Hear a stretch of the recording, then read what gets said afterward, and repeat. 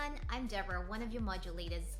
This is part 3 of a 3-part video series on understanding controls and performing walkthroughs.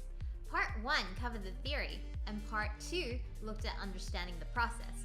Now, here in part 3, we're going to think about the risks in the process and the control activities management have put in place to address those risks.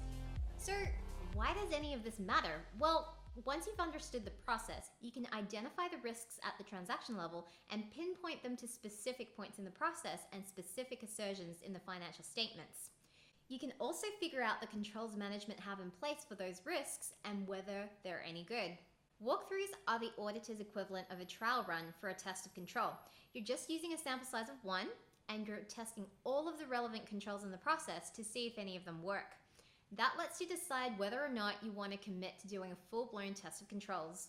Alright then, what do you think might go wrong in the recording phase of this purchase to pay process? And what financial reporting objective might that risk be related to? Take a moment to pause, then hit play to continue. There's quite a lot, so let's just focus on a common one. What if people try to steal money using fictitious suppliers? That's a risk around the occurrence of expenses and the existence of accounts payable. So what kind of control activities has Monty Travel implemented to address this risk? Let's see what you can come up with, and make sure you think about the control objective, whether it's a manual or automated control, and the nature of the control activity. Hopefully you were able to identify at least 2 or 3 things, like that the new suppliers have to be approved, or the system only allows approved suppliers to be used, and purchase requisitions need approvals and supply invoices require a separate authorization for payment.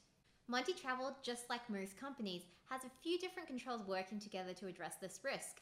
The challenge for management is to strike a balance between not having enough controls, which would let too many risks get through, or having too many, which would be inefficient.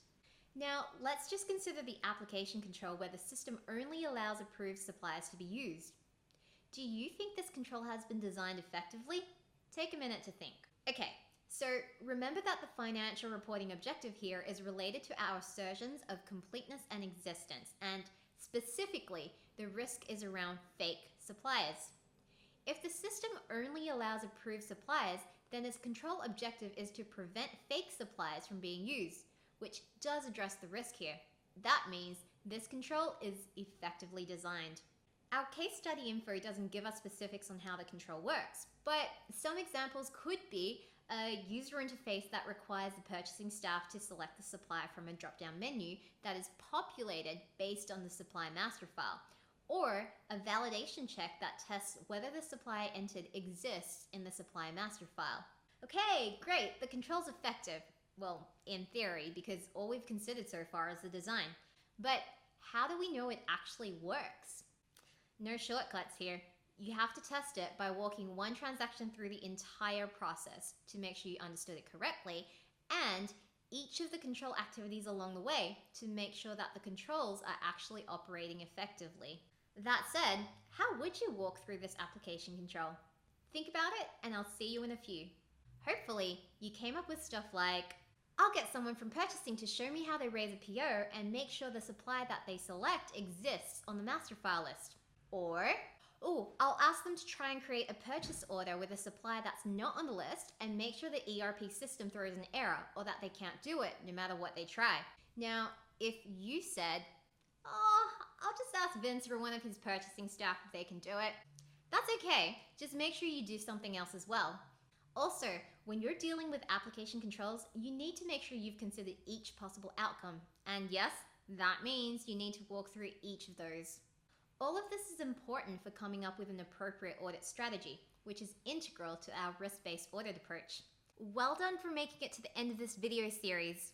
We've covered a lot of ground very quickly, so make sure you share your thoughts and any other questions you have below in the comments or on the discussion board. I hope you enjoyed watching, and I'll see you next time. Bye. You know that control that we thought was going to be effective? Yeah, it's just not operating effectively. Oi, you, get away from those treats right now.